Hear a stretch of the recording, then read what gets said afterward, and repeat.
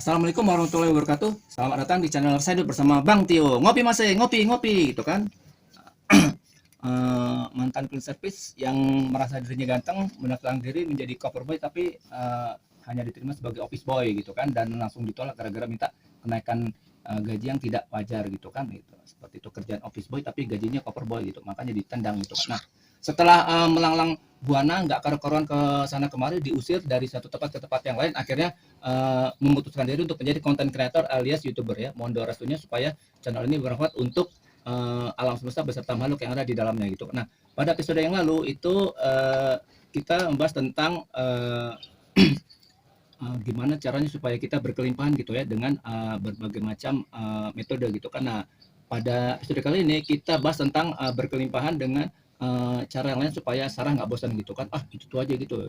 Jadi kita coba bahas dari sudut pandang yang lain gitu kan. Nah, Sarah paling sering minum ya gitu, baik minum sirup atau minum air putih atau minum apapun gitu kan. Nah, kalau Sarah perhatikan itu biasanya orang minum itu kan pakai gelas ya. Nah, sebenarnya untuk mencapai suatu keberlimpahan hidup, kita bisa jadikan gelas itu sebagai tolak ukur gitu kan.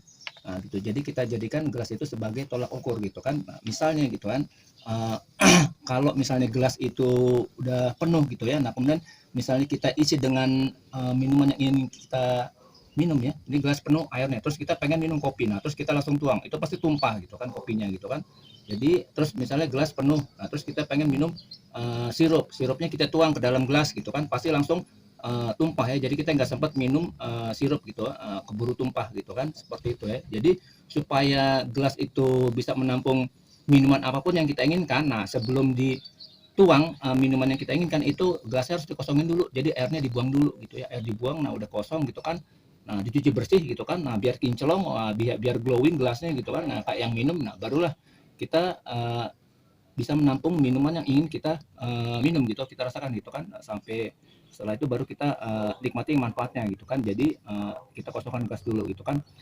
Karena gelas yang kosong menjadikan kita dapat memilih apa saja yang mau kita minum ya. Kalau udah kosong gitu mau minum apa aja bisa. Tapi kalau masih penuh, mau diisi apa aja pasti tumpah. Nah, sama seperti gelas yang sudah kita kosongkan dalam hidup, kita bisa menampung informasi apapun ya dari lingkungan sekitar kita gitu kan, ke dalam tubuh pikiran kita gitu kan. Kalau kita uh, apa tidak memilih kalau kita memilih sembarangan info gitu, nah itu juga kan itu kurang bagus. Jadi agar kita bisa menampung informasi apapun yang dalam dalam di luar itu, supaya kita bisa menampung, maka kita harus mengosongkan pikiran kita. Kita tidak bisa mengandalkan informasi di masa lalu. Jadi apa istilahnya, tidak upgrade gitu ya. Pokoknya gue udah pintar gitu kan, jadi nggak usah belajar gitu kan. Nah, kalau seperti itu kita kan ya tertinggal jauh dengan sekeliling kita gitu kan. Kosongkan dulu pemikiran kita gitu kan, barulah kita bisa uh, belajar dari lingkungan itu kan, belajar dari pengalaman hidup gitu ya, seperti itu ya.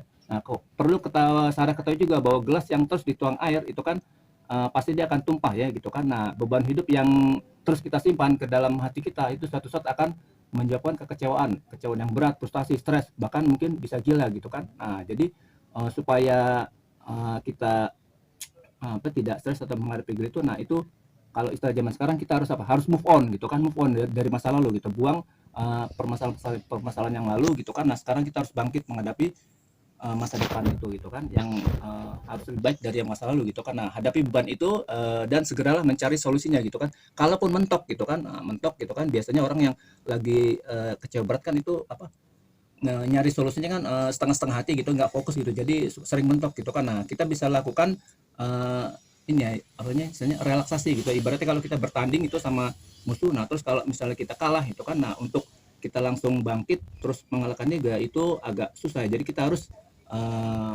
duduk dulu bersila gitu kan, terus menyembuhkan luka, kemudian mengerahkan tenaga dalam, barulah kita bisa bangkit dan bertarung lagi. Jadi kita istilahnya harus cooling down. Kalau ibaratnya itu garis bilangan yang pernah saya bahas itu ada angka 0, negatif dan positif gitu kan. Kalau kita kalah berada di level bilangan negatif, kita harus cooling down dulu ya, relaksasi itu di angka 0. Setelah kita mencapai angka 0, barulah kita bisa melesat ke angka yang positif gitu, dan sesegera mungkin bisa memenangkan pertarungan, kira-kira gitu ya. Jadi kita relaksasi dulu, cooling down dulu.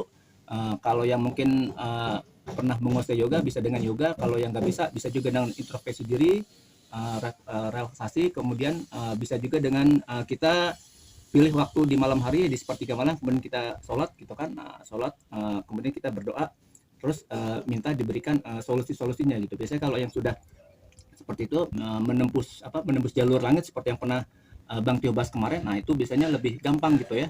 Tentunya dilandasi dengan penuh kesabaran ya, jangan sekali berdoa terus minta langsung ketemu solusinya gitu. Jadi harus sabar gitu. Jadi harus sabar terus dan harus selalu penuh keyakinan bahwa apa yang kita inginkan atau solusi yang ingin kita dapatkan itu segera ketemu gitu ya, biar nggak mentok gitu, biar kita nggak stres atau biar nggak kecewa berat. Jadi biar cepat move on lah kira-kira gitu ya. Dan jangan lupa selalu banyak bersyukur terhadap apapun yang kita terima, oke gitu. Nah kemudian untuk bisa menjadi orang yang bijak dalam menghadapi lingkungan ini, kita bisa menjadi yang namanya gelas kosong seperti tadi ya gitu. Jadi gelas yang kosong itu pasti bisa menerima segala macam minuman gitu ya. Beda kalau gelas penuh ya, gelas penuh baru dikasih tetes udah tumpah gitu ya. Jadi harus dikosongkan. Sama dalam hidup kita, dengan kita mengosongkan diri kita siap menerima pelajaran-pelajaran dan siap menerima pengalaman hidup ya, pengalaman hidup yang beragam dari sekeliling kita, dari orang yang sayang sama kita atau bahkan dari musuh kita gitu kan. Bahkan saya pernah dikasih tahu sama teman saya gitu kan, kalau misalnya kita pengen berintrospeksi diri gitu, kita tanyakan kepada musuh kita gitu. Jadi kalau musuh kita itu biasanya kan orang yang benci kita. Orang yang benci kita akan selalu mencari kelemahan kita. Nah, dengan dia memberitahu kelemahan kita bisa segera introspeksi diri gitu kan. Sebaiknya kalau kita nanya apa kekurangan kita buat introspeksi, misalnya tanya ke teman, pasti kan teman kan namanya teman gitu, pasti kan ngasih tahu yang baik-baik ya, dia akan sungkan ngasih tahu kita yang jelek-jelek. Jadi ya kita akan sulit memperbaiki diri karena dalam pandangan teman kita ya kita baik-baik terus ya, nggak ada jeleknya gitu. Tapi kalau kita nanya sama musuh kita, wah dia pasti akan mencari kelemahan kita. Nah, jadikan itu sebagai introspeksi diri gitu kan, supaya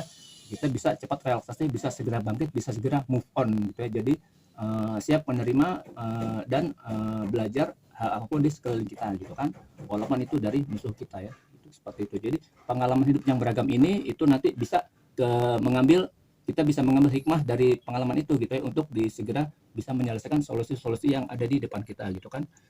Gelas yang penuh itu tidak akan bisa menampung minuman apapun. Nah, jika kita hanya mengikuti ego kita dan hawa nafsu kita, karena kita menganggap kita ini sudah pintar sedunia gitu. Jadi nggak perlu belajar dari siapapun, nggak perlu upgrade diri. Wah, udah siap-siap aja gitu kan, selesai hidup kita gitu kan. Oke, seperti itu. Nah, kemudian kalau kita perhatikan ya, kalau secara perhatikan itu bentuk gelas itu kan macam-macam ya. Ada yang tinggi gitu kan, ada yang lebar gitu kan, ada yang ramping gitu kan, ada yang bulat, ada yang kotak gitu kan. Nah, sama dengan karakter manusia yang suka kita hadapi dalam sekeliling kita, baik teman kita maupun musuh kita, itu kan karakter macam-macam gitu kan. Ada yang gampang marah, ada yang susah marah gitu kan. Seperti itu. Ada yang biasa-biasa aja, ada yang cuek gitu, ada yang perhatiannya gitu ya, seperti itu ya. Ada yang menyebalkan, ada yang menyenangkan ya, macam-macam gitu ya.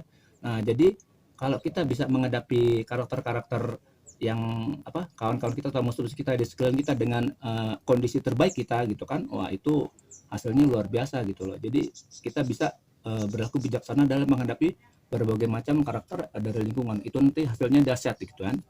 Seperti itu ya. Jadi nanti lingkungan akan merespon dengan menerima kebaikan-kebaikan dari lingkungan kita gitu ya. Nah, kemudian gelas yang berkualitas tinggi itu tentu akan tahan banting gitu kan. Jadi akan tahan banting dan dia tidak gampang pecah. Jadi kalau kita bisa seperti gelas yang berkualitas tinggi ya, yaitu yang tahan banting, yang tidak gampang pecah, maka kalau kita memiliki kualitas yang mumpuni dalam menghadapi lingkungan kita, maka kita akan dihargai orang, dihormati gitu kan, dan tentu kita akan tahan banting ya. Nah, tahan banting di sini bukan kita dibanting terus tulang kita nggak remuk, bukan seperti itu ya, beda ya. Jadi maksudnya tahan banting di sini mental kita gitu ya, mental kita nggak mudah menyerah walaupun dibully, itu tidak kecewa. Bahkan makin dibully seperti per itu, kalau makin ditekan terus misalnya kita lompat di atas per, kita kan makin melejit tinggi gitu. Jadi orang yang tahan banting itu begitu dibully dia malah makin melesat gitu kan. Jadi tabah dalam menghadapi cobaan hidup gitu ya. Dengan menghadapi ketabahan dalam menghadapi cobaan hidup itu insya Allah peluang sukses akan lebih tinggi gitu. Jadi intinya adalah kesimpulannya, dalam menghadapi kehidupan ini supaya kita bisa hidup berlimpah ya, berlimpah materi, berlimpah kebaikan gitu kan, itu kita harus upgrade diri gitu ya, jangan ego, jangan merasa diri pintar terus tidak mau belajar gitu kan. Anggaplah itu orang bodoh sehingga perlu tambahan ilmu yang sebanyak mungkin. Jadilah gelas kosong sehingga mudah untuk dituang apapun. Tapi juga jangan asal terima gitu kan. Yang namanya gelas itu kan bisa diisi obat, bisa diisi racun gitu ya. Jadi kalau kita sembarangan dalam mengisi ya itu juga nggak bagus. Jadi pilih dulu kalau kira-kira ini minuman ini misalnya bagus untuk kesehatan ya kita terima. Kalau misalnya ternyata sifatnya toksik, racun, ya itu harus kita reject gitu ya. Sama gitu kan kalau kita menerima ilmu ya menuntut ilmu ya kita harus pilih-pilih gitu kan. Jangan yang sifatnya merusak gitu ya, tapi sifatnya